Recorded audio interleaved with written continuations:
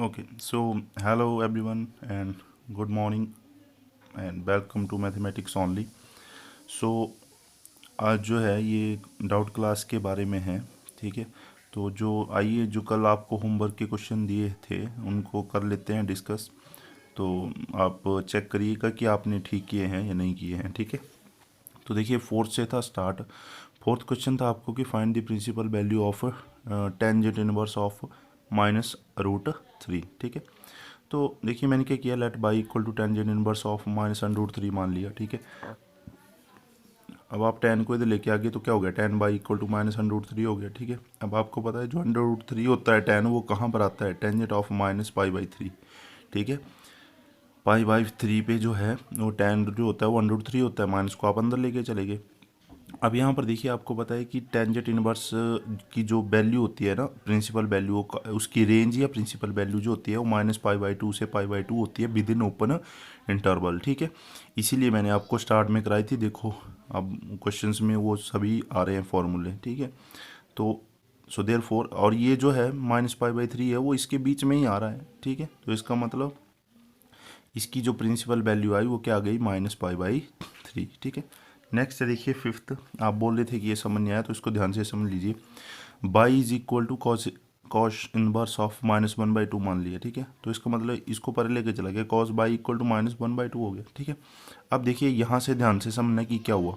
अब देखो आपको पता है वन बाई टू जो है वो पाई बाई थ्री के ऊपर होता है। ठीक है ना, 60 डिग्री पे होता है।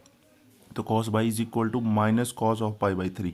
ठीक है, अब यहाँ पे देखिए मैंने फॉर्मूला लिखा है, क्योंकि आपको पता है कि कॉस 180 सॉरी हाँ cos 180 minus theta equal to क्या होता है, माइनस कॉस थीटा। क्यों, क्योंकि 180 में से कुछ कम करेंगे तो कौन सा क्वाड्रेंट आएगा, दूसरा क्वाड्रेंट, और दूसरे में जो साइन है वो सॉरी जो कॉस है वो क्या होता है, नेगेटिव, क्योंकि दूसरा जो घर है, दूसरा जो क्वाड्रेंट होता है वो किसका होता है, साइन और कॉस सिकेंड का। ठीक है, तो देखो अब मैंने इसको अप्लाई किया, minus cos pi by three है ना, यहाँ पे देखो minus cos pi by three, इसको क्या लिख सकता हूँ मैं, cos of pi minus theta की जगह पे क्या है, पाई बाई थ्री, तो cos of pi by three लिख दिया मैंने। ठीक है, प्लस है इधर, ये मैंने माइनस लिख दिया था, प्लस है ये। ठीक है, इसको ध्यान से देख लेना।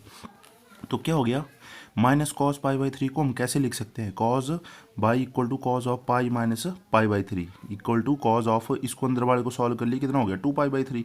एलसीएम में इधर से थ्री आएगा ना, थ्री थ्री जा वन जा थ्री होंगे, और थ्री में से आप वन कम करेंगे तो टू हो जाएगा, टू पाई बाई थ्री हो जाएगा। ठीक है, समझ गए। अब ये सब मुझे अमेंडमेंट क्यों करनी पड़ी, देखो यहाँ पे माइनस था तो मैंने माइनस ही रहने दिया, सीधे प्रिंसिपल वैल्यू लिख दी। ये अमेंडमेंट इसलिए करनी पड़ी भैया, क्योंकि देखिए आपको पता है साइन की भी प्रिंसिपल वैल्यू नेगेटिव में आती है, और कॉस इसकी भी, टैन की भी, लेकिन कॉस की जो प्रिंसिपल वैल्यू होती है वो बिटवीन जीरो टू पाई होती है, लेकिन पॉजिटिव होती है। ठीक है ना, अगर नेगेटिव लेते तो ये तो नेगेटिव है, तो इसमें तो आ नहीं रही है, मुझे प्रिंसिपल वैल्यू चाहिए, इसीलिए मुझे क्या करना पड़ा, इसको अमेंड करना पड़ा यहाँ से। ठीक है, तो अब क्या हो गया, टू पाई बाई थ्री, और आपको पता है टू पाई बाई थ्री किसकी वैल्यू होती है, वन आई थिंक ट्वेंटी, हाँ सॉरी 120। हाँ ठीक है, तो 120 होता है ना वन, आपके पास टू पाई बाई थ्री, तो ये जीरो और पाई के बीच में है। ठीक है, तो इसका मतलब cos principal value of cos inverse of minus one by two कितना आ गया, टू पाई बाई थ्री। ठीक है, चलिए नेक्स्ट क्वेश्चन है आपके पास, y is equal to tan inverse of minus one. ठीक है, आपको सिर्फ कॉस में ही चेंज करना पड़ेगा। ठीक है ना, कॉस और कॉट में, कॉट की भी जीरो से पाई के बीच में होती है। ठीक है ना, तो बाकी एज सच ही रहेंगे जैसे होंगे। तो देखिए इसमें क्या हो गया आपके पास, y is equal to tan inverse of minus one, तो tan y is equal to minus one, tan is equal to sorry equal to tan of minus pi by four, क्योंकि पाई बाई फोर या 45 degree पे जो होता है one होता है। ठीक है, तो प्रिंसिपल वैल्यू जो होती है टेन इनवर्स की वो होती है open interval minus pi by two two pi by two, so इसकी प्रिंसिपल वैल्यू क्या आ गई, माइनस पाई बाई फोर, क्योंकि ये इसी के बीच में आ रहा है। ठीक है, यहाँ पे चेंज करने की जरूरत जो हमें नहीं है। देखिए नेक्स्ट है आपके पास, y is equal to second inverse of two over under root three, तो second y equal to two over under root three हो गया सेकेंड, और ये कहाँ पर आता है भाई, 30 डिग्री पे। ठीक है, सेकंड जो होता है कॉस सेकंड का उल्टा होता है, तो कॉस 30 कितना होता है, under root three by two, और सेकंड 30 कितना हो जाएगा, two over under root three pi by six. आपको पता है सेकंड की जो आपकी वैल्यू होती है वो क्या होती है, जीरो से पाई और एक्सेप्ट पाई बाई टू, 90 कम कर देते हैं उसके बीच में से, तो ये सारा इसी के बीच में आ रहा है, पाई बाई सिक्स इसके बीच में, इसी इंटरवल के बीच में आ रहा है ना, पाई बाई टू नहीं होना चाहिए, बस पाई बाई टू हो गया तो वो नॉट डिफाइंड हो जाएगा यहाँ पर। ठीक है, तो इसकी प्रिंसिपल वैल्यू कितनी आ गई, पाई बाई सिक्स। नेक्स्ट देखिए question number 8, y is equal to cot inverse of 1√3, तो कॉट y इक्वल टू 1√3, और कॉट जो होता है वो 1√3 कहाँ पर आता है भैया 30 पे, ठीक, क्योंकि tan 30 कितना होता है 1/√3 होता है ना, तो कॉट 30 कितना होगा उसका उल्टा हो जाएगा, √3 हो जाएगा, तो π/6 हो गया। तो आपको पता है अभी मैंने बोला भी, इसकी जो वैल्यू होती है ना principal value within open interval 0 to π होती है, ठीक है। तो इसका मतलब इसी के बीच में आ रहा है π/6, तो इसकी भी प्रिंसिपल वैल्यू कितनी आ गई π/6।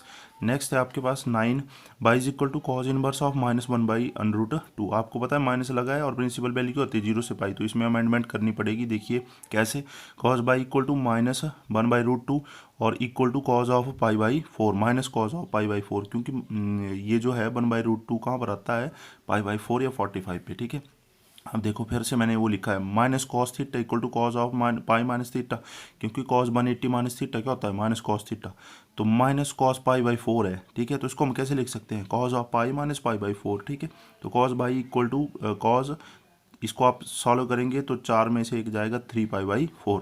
फिर से देख लो, नहीं पता चला इस चीज़ का, तो देखो यहाँ पर मैंने नेगेटिव वैल्यू लेनी नहीं है, क्योंकि प्रिंसिपल वैल्यू में नेगेटिव वैल्यू आती नहीं है इसकी कॉस की, तो ठीक है।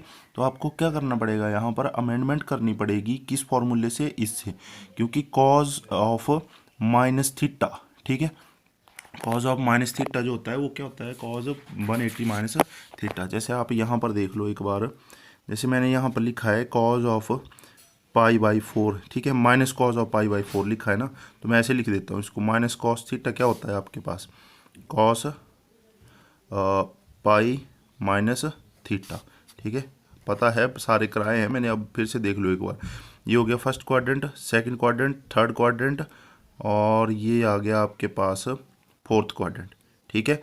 तो ये किसका घर होता है, सभी का होता है। ये किसका है साइन कोसिकेंट का, ये किसका है टैन कॉट का, और ये किसका है कॉस और सेक का, ठीक है, सीकेंट का। तो जब मैंने यहाँ पर 180 हो गया मेरे पास, यहाँ से यहाँ तक कितना हो गया 180, 180 में से कुछ कम करूँगा इसी घर में रह जाएगा, तो इसमें क्या होता है कॉस क्या होता है नेगेटिव होता है, ठीक है। तो समझ गए, तो कॉज ऑफ माइनस π/4 जो है ऐसे आपने सॉल्व कर लिया, 3π/4 हो गया। अब 3π/4 जो है वो कितना होता है 135 डिग्री, तो इसके बीच में आता है, तो इसका मतलब इसकी प्रिंसिपल वैल्यू कितनी आ गई ये। नेक्स्ट है y is equal to cosecant inverse of -√2, तो कॉसिकेंट y इक्वल टू -√2, और -√2 कहाँ पर आता है कॉसिकेंट π/4 पे, -π/4, और इसकी प्रिंसिपल वैल्यू इसके बीच में गति है पाई साइन की एक्सेप्ट 0, तो इसकी प्रिंसिपल वैल्यू कितनी आ गई -π/4, क्योंकि ये इसी के बीच में है, ठीक है। और एक क्वेश्चन था कल आप बोल रहे थे कि उसमें डाउट रह गया है, तो चलिए उसको कर लेते हैं पहले जल्दी से, ठीक है, नहीं तो लेंथी हो जाएगी वीडियो, और फिर हाँ ये है वो क्वेश्चन, ठीक है। तो देखिए पीछे से शायद आपको समझ आ गया हो, इन्वर्टिबल शो करना था हमने ना इसको, इन्वर्टिबल तभी होता है जब 1 1 और ऑन टू होता है, 1 1 का आपको पता चल गया होगा, ऑन टू का देखिए, देखो यहाँ से देखो, आप जिसको नहीं समझ में आया था देखो मैं इधर समझाता हूँ, ठीक है। मेरे पास था कि y is equal to 9x² plus क्या है सॉरी 6x माइनस 5, ठीक है, यही है, ठीक है। तो देखिए क्वाड्रेटिक इक्वेशन से इसको सॉल्व करना है भैया, तो आपने क्या करना है x को सेपरेट करना पड़ेगा, आपको इसको x में ट्रांसफॉर्म करना पड़ेगा। देखिए कैसे करेंगे, 9x² plus 6x minus 5 minus y equal to 0, ऐसे लिख लिया। तो अब क्या हो गया 9x² plus 6x minus 5 plus by, ऐसे लिख सकते हैं इसको, ठीक है, कॉमन ले लिया मैंने, और क्या किया है इधर देखो यही किया है ना, इक्वल टू 0 हो गया। अब ये क्या बन गई क्वाड्रेटिक इक्वेशन किस फॉर्म में, ax² प्लस bx प्लस या माइनस c इक्वल टू 0, तो उसके रूट कैसे निकालते हैं, x is equal to minus B plus minus b² minus 4ac under the root upon 2a। तो यहाँ पे अगर आप देखें इस इक्वेशन में a कितना है आपके पास 9, b कितना है आपके पास 6, और c कितना है भैया देखो इधर -5 प्लस बाई, ठीक है। तो अब इसमें पुट करेंगे x is equal to b² कितना हो जाएगा -81 हो जाएगा, ठीक है, सॉरी b² नहीं है, b है बाहर, -9 नहीं सॉरी b जो है वो 6 है, -6 प्लस माइनस, अब देखो b² कितना हो गया 6 6 जा 36 हो गए, और -4 a कितना है 9, और c कितना है -5 प्लस बाई, और इस सारे का क्या हो गया अंडर रूट अपॉन 2a, तो 2 × a कितना हो गया 9, ठीक है, देखते रहना ध्यान से। तो -6 प्लस माइनस 36, और ये कितना हो गया, ये हो गया देखो माइनस माइनस प्लस, और ये कितने हो गए 36, 9 4 जा 36, और अंदर क्या है 5 plus by under the root upon 18। ठीक है, देखिए -6, अब यहाँ पे भी 36 है, यहाँ पे भी 36 है। हमने क्या किया, फिर से आप स्टेप बाय स्टेप देख लो, छोटे बच्चों की तरह कराना पड़ता है आपको। 36 कॉमन ले लिए, 1 प्लस यहाँ पे कितना बच जाएगा 5 प्लस बाई बचेगा ना। ठीक है, और नीचे क्या हो गया 18। आगे देखिए -6 प्लस माइनस, अब 36 को बाहर लाएंगे रूट से तो कितने बन जाएंगे 6, और अंदर क्या बच गया 6 प्लस बाई 5 प्लस 1 कितने हो गए 6 अपॉन 18। अब देखो इधर भी 6 है, इधर भी 6 है, कॉमन ले लिया बाहर, तो अंदर क्या बच गया -1 plus minus by plus 6 under the root upon 18। तो 6 1 जा 6 और 6 3 जा 18। ठीक है, तो फिर कहाँ पहुँच गया हम आके यहाँ पे। अब तो पता चल गया भैया कैसे आई वैल्यू इसकी।